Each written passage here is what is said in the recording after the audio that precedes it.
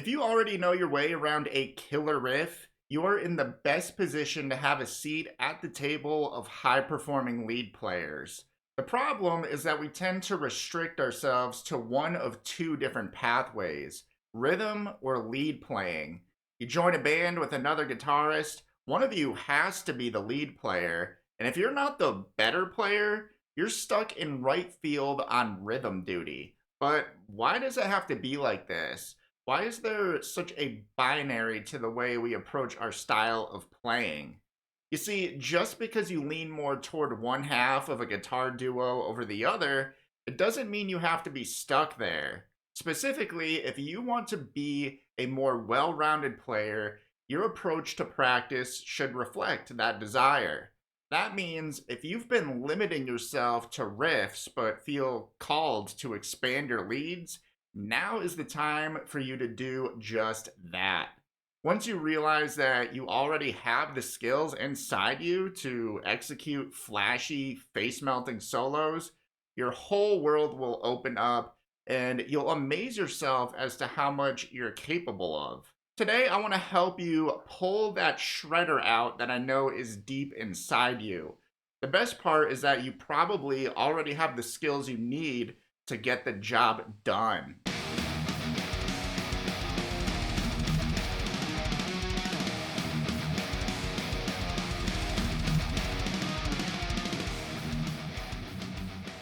So one thing I notice is that we tend to put the idea or the archetype of a lead guitarist on a pedestal as the supreme player, and really that's sort of the tip of the iceberg in a way. You're not seeing up front all the work that the rhythm guitarist is doing and how much skill a rhythm guitarist actually has and what a rhythm guitarist can bring to the table. It's a lot deeper to that, but if you are a rhythm guitarist and you have a strong background in the riffing, technically, in terms of your skills, you are really setting yourself up for success to be a total shredder because, for example, one of the main skills that helps guitarists with a strong rhythm background be an even better lead player is their ability to mute properly. Because when it comes to riffing, there's such an emphasis on palm muting that when it comes to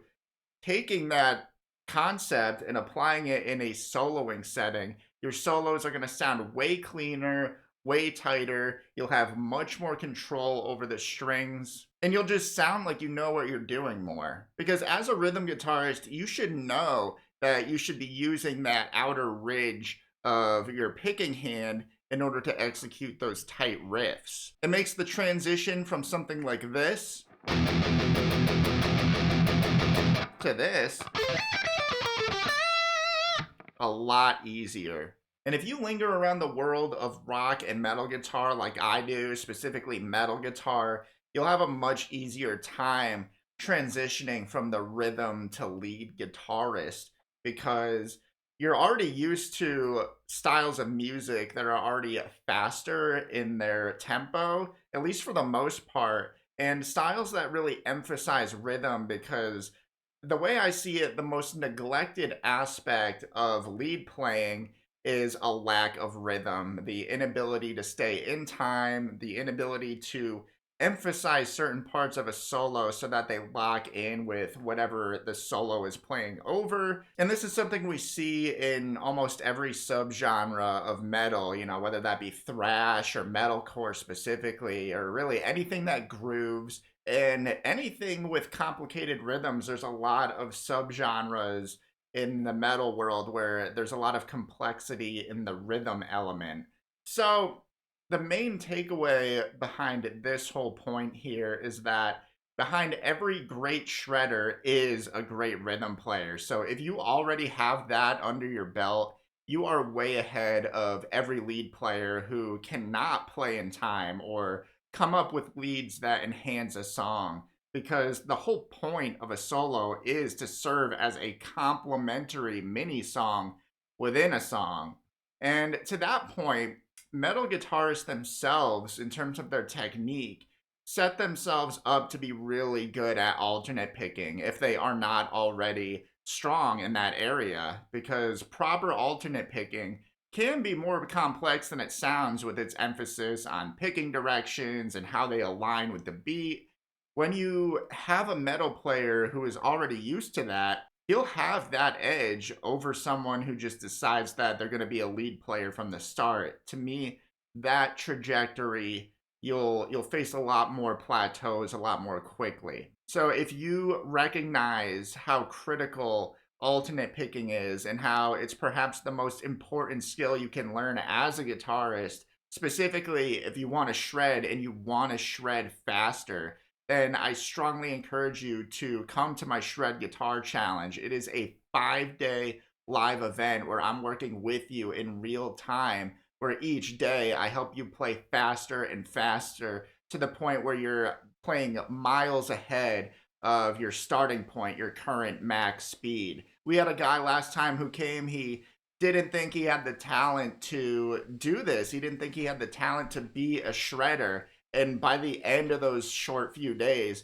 he added 50% of beats per minute to his max speed. So if you want that for you, then again, I invite you to come join the challenge. The link for that is in the description below, so go check that out and grab yourself a ticket. So beyond just the technical aspect alone, where a guitarist with a strong rhythm background has the proper palm muting skills and has a stronger grasp on the concept of alternate picking, you also have built up at this point, I assume, a strong enough background in music theory in order to see a smoother transition into the lead playing. And if you're a metal guitarist, then you have an even better understanding of all this compared to a lot of other more contemporary styles of music, because metal guitar is so diverse and we pull in flavors from so many different types of scales and chords and arpeggios, things like that. And we see that more often in metal than rock music, because a lot of rock music is dependent on pentatonic scales for the most part, especially when it comes to soloing. But with metal guitar, you see a broader palette in terms of the scales that are used in soloing, because metal players also use the pentatonic scale. But in addition to that, they'll pull from different scales like the minor scale. They'll even pull from more exotic scales like the harmonic minor scale.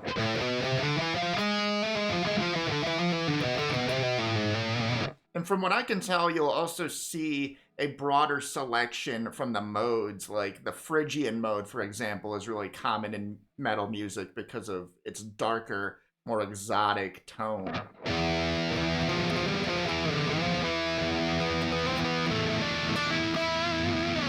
And you may already have a solid understanding of chords, and that can be one of the biggest advantages to creative soloing, because you'll likely already have a sufficient understanding of chord construction. And it doesn't have to be too deep, but then you'll know the best type of notes to emphasize in your lead playing. So for example, with a strong background in the riffing world, you'll be able to come up on a, let's say you just want to pick a chord to solo over, or you're gonna solo over a chord and you know that it's gonna be an A power chord.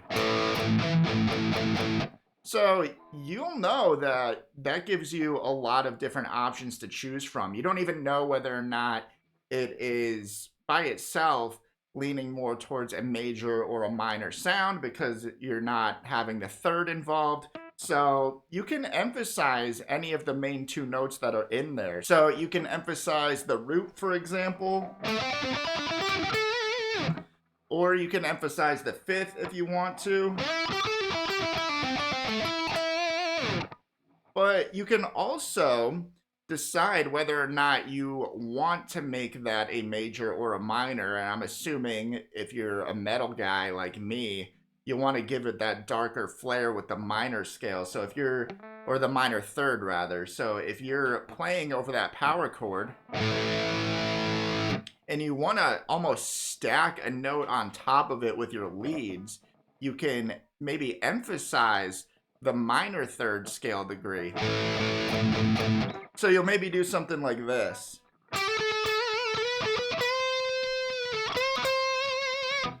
giving that minor third note a little appreciation.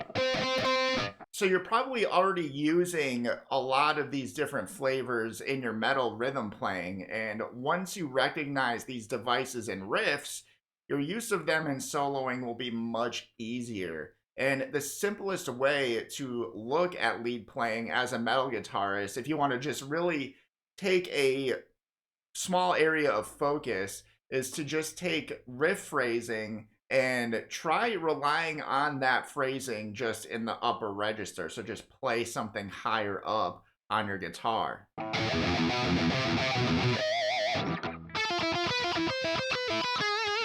So you probably already have the technical skills needed to be a great shredder. You probably already have a decent music theory background in order to see the riffing concepts applied in combination with the lead ideas. But the main thing we can do right now is sort of break down that whole lead rhythm guitar illusion by seeing how the two worlds combine and come together. So right now we're at the intersection of lead and rhythm guitar, and this is something specifically as a metal player you can have a much easier time seeing, because in many styles of metal we see a lot of riffs that are lead based in a way. Like you think of some of the main heavy hitting most memorable riffs, the ones you could sing along to, they're almost always something that have lead elements in them. Like you think of the song Painkiller by Judas Priest or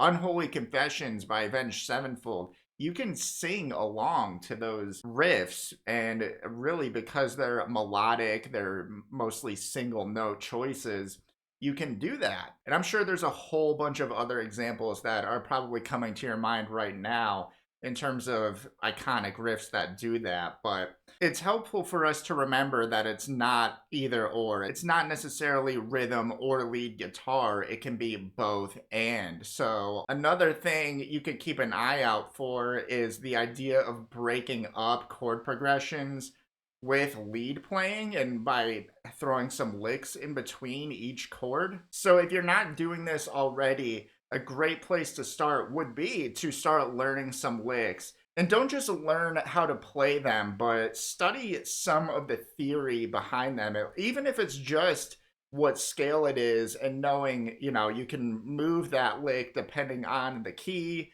or the chord you're playing to. So if you learn a lick, try to think of a certain chord you could play that lick over. But let's take a closer look at how to sort of break up a chord progression by sprinkling some leads in the mix. So here's a quick example of just some quick little chords together in a progression.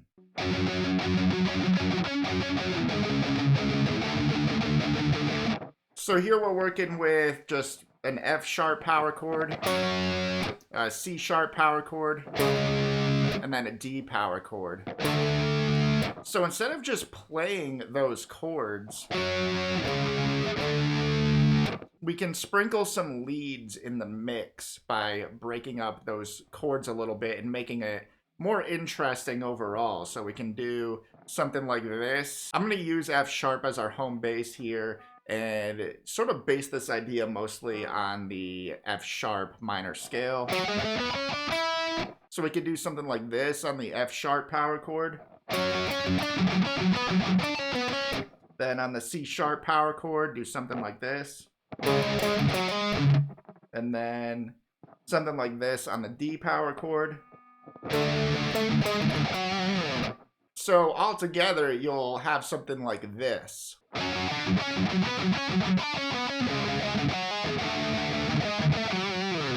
The main idea for this point is that lead and rhythm don't necessarily have to be separate. You can flow in and out of both styles and master it all. So everything you learned as a rhythm guitarist has been shaping you into the exact kind of player who can thrive as a lead guitarist. Not someday, not after years of starting over, but right now. So when you take the technique you've already built from tight riffing, when you take the theory you've already absorbed from living inside of grooves and chord progressions, And when you finally let those two worlds merge instead of keeping them separate, you stop seeing yourself as just a rhythm player or just an intermediate guitarist, and you start stepping into the version of yourself who can pick up the guitar and actually say something with it. You become the guitarist who plays with intention, authority, and confidence, the one who can hold down the rhythm and then step forward with the solo that feels like it belongs on a record. And if you're ready to make that shift, not just to play faster or flashier, but to truly become the kind of guitarist you've always imagined yourself being, then the Shred Guitar Challenge is where that transformation starts.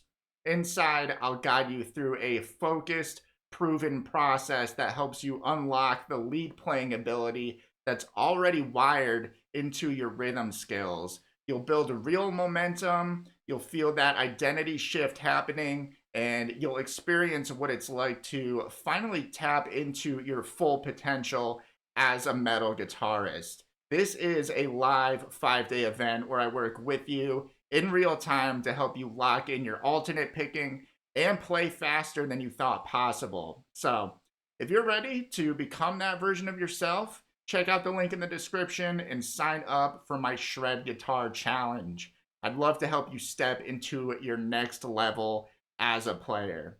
And so, if you made it this far, you made it all the way to this point, thank you so much for hanging out with me today.